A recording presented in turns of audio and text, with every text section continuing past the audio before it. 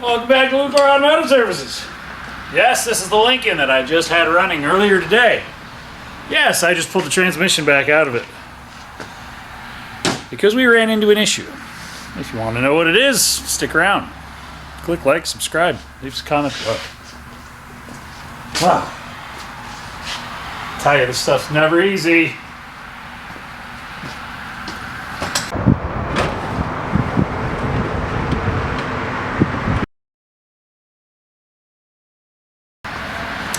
So I was out test driving this thing and I was having a couple issues.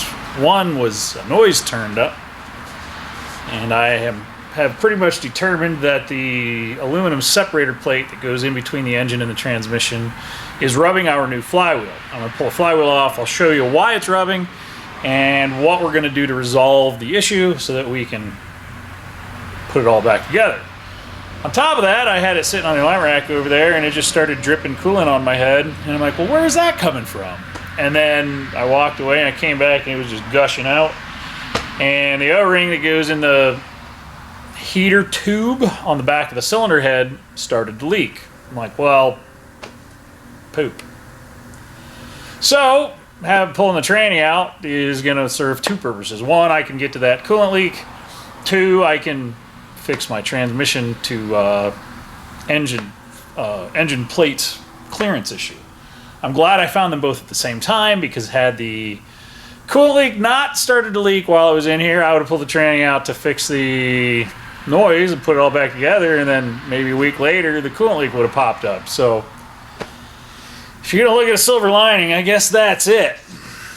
Well, it's 7:15. I started pulling this thing around 5. Not a bad pull time. Let me get some stuff done and we'll get back on this thing and put it back together again.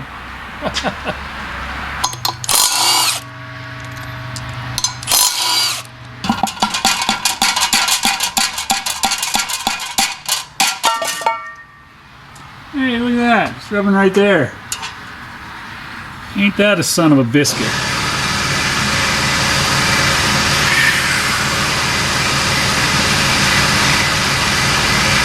So if you get one of these flywheels, you're going to want to cut that little guy off. So that's what I'm going to do. I guess it is what it is. Nothing I can do about it now. You can see the original flywheel is raised right there so that it has clearance for that aluminum panel. The good news is it just makes a noise. I suppose if you drove it long enough, the noise would go away on its own. It would just wear itself out, but it would probably be really annoying. This was the O-ring that came out of my rear cover. I must have rolled it, and I didn't like this one when I got it because it was really small and it had to be stretched over the fitting. I found the number 218 in the O-ring assortments fit really well. I didn't have to stretch it over like the other one. I lubed it up with a little oil. It seems to slide in and lock in really nice.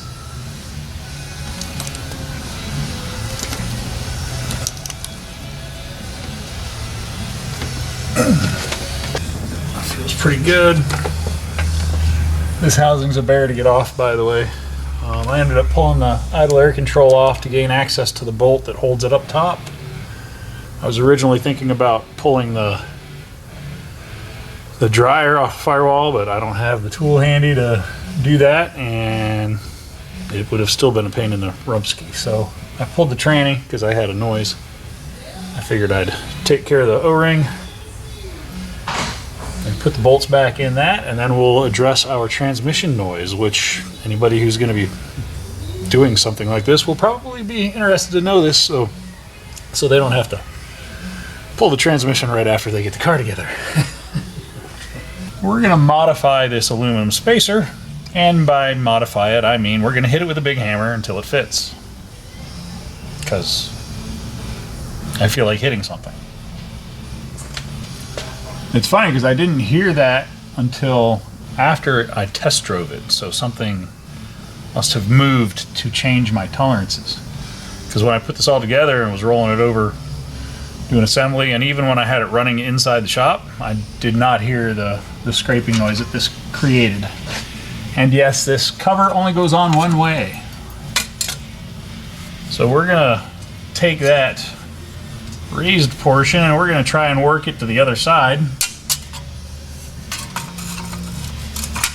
because then it'll sit under there, because I feel like this gives rigidity to this panel and probably helps keep this from warping and doing weird things when the heat changes.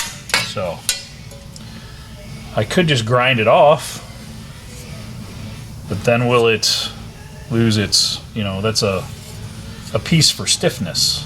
So let's change it.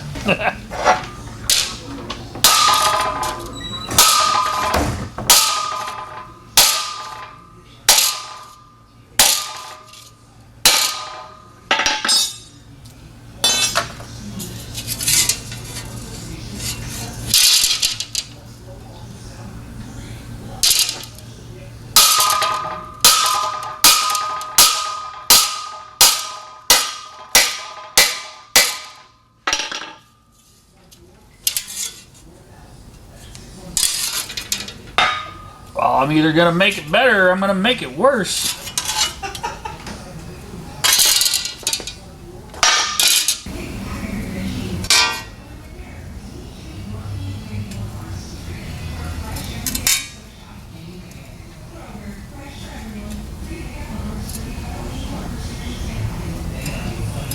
Let's just cut it out.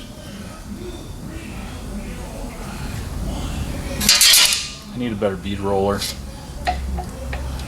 Or I need to spend some time and reinforce the one I have. That's probably what's going to happen. Yeah. Alright, stop staring at it, start working. Yeah, we're going to cut her out. Cut it out. Alright. Oh, like a glove. Nothing a little death wheel can't take care of. Problem resolved. Moving on. Let's put our flywheel back in. Oh, ouch. That was bright. Let's put our flywheel back on and put our transmission back in. One more time. Yeah, it can't rub on the plate if the plate's not there.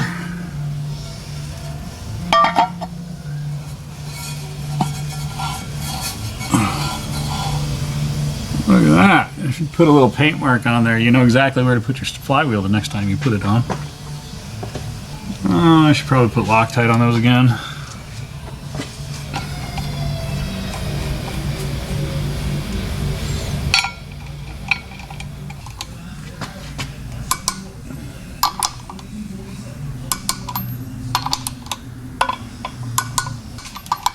In the very front.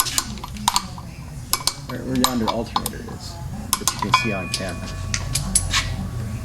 When you're starting it and you're cranking it and it's not starting, there's a that you can see flashing on the camera. Oh, I see.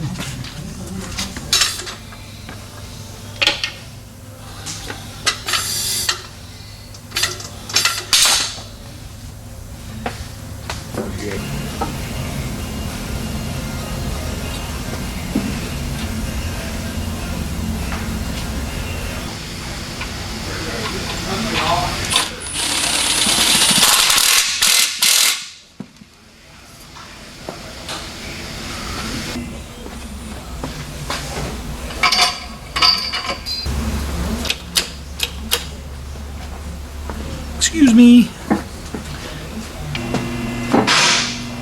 Oh, that's upside down. That'll work better.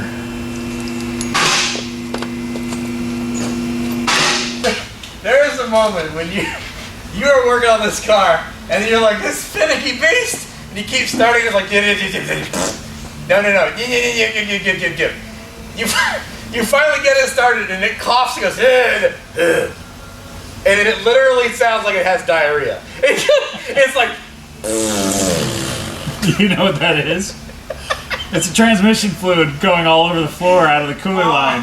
It's the audio on this is fantastic. Oh, you finicky beast. But at least it's popping off.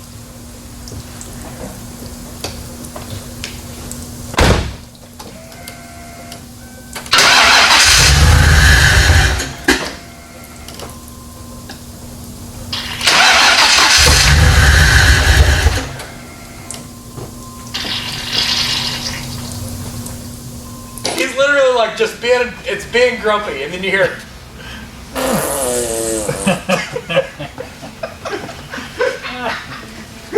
Oh, that's fantastic. Well, I'm glad you can laugh at my pain and suffering.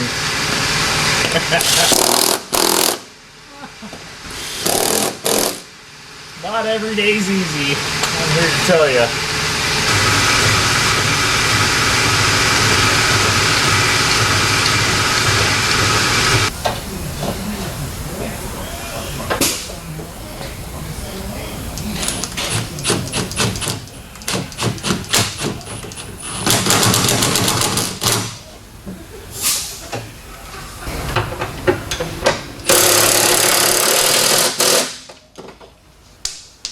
Gravity. Helping me find my sockets for 30 years now. Get ready to heave ho!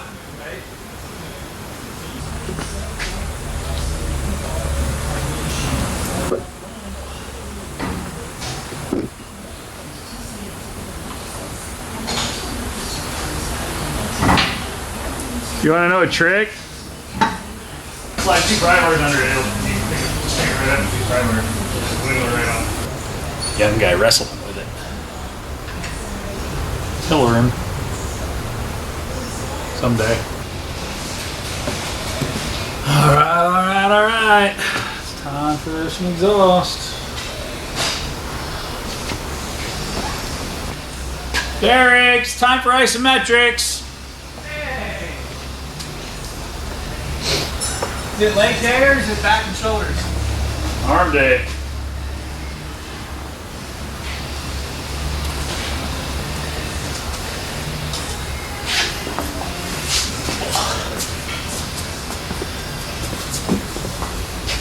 Go around it.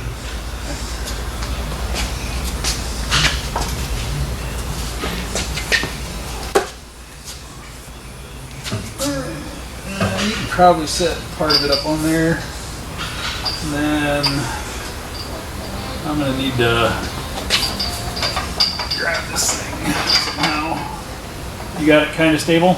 Yep. Okay, I gotta let go a half. You got it? So I went and I cleaned up my area here. And I cleaned off the transmission and I cleaned up the area under it. And then I walked back over here. The gift that keeps on giving is giving me another gift. And for all of you that don't know, yes, that is a leak coming from the dipstick tube that I just spent a crap load of time installing because it's a very hard place to get to that bolt. Apparently I cut the seal while I was moving it around. So now I get to undo a whole bunch of stuff to put an O-ring on the dipstick.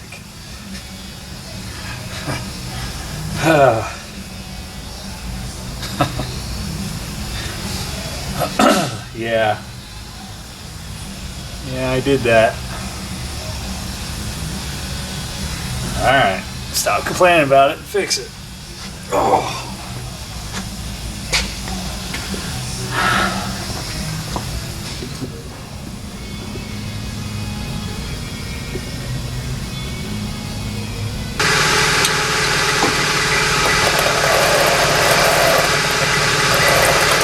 A bucket there.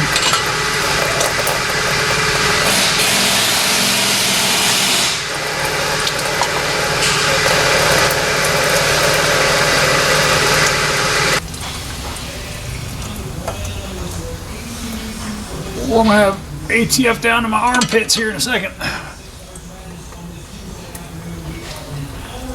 It's not cut. guess I'll go a little bit bigger.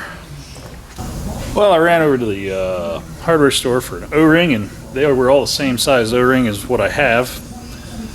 Luckily for me, I work on a lot of 6-liter diesels. This is an O-ring for the turbo feed tube on the 6-liter diesels, and it looks to be just the right size.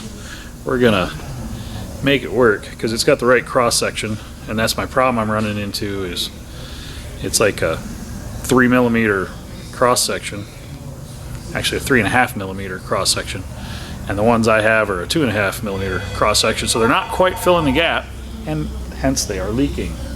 So let's get this thing back together and get it out of here, because this thing's been fighting me tooth and nail. But I'll win. Sooner or later, I'll win. Alright, so my dipstick's back in. My dipstick tube is back in. I ended up using a small O-ring and then the O-ring I was trying to use previously. The small O-ring builds it up a little bit and helps it seal. Not the optimal repair, but for what I have available to me, that's not 4 or 5 days away, I used what I have that will work. So I'm going to put some new O-ring on the dryer. The removal of the dryer is what allowed me access to the bolt to remove and install the dipstick tube bolt. Alright, time to put the thing back together, pull it outside.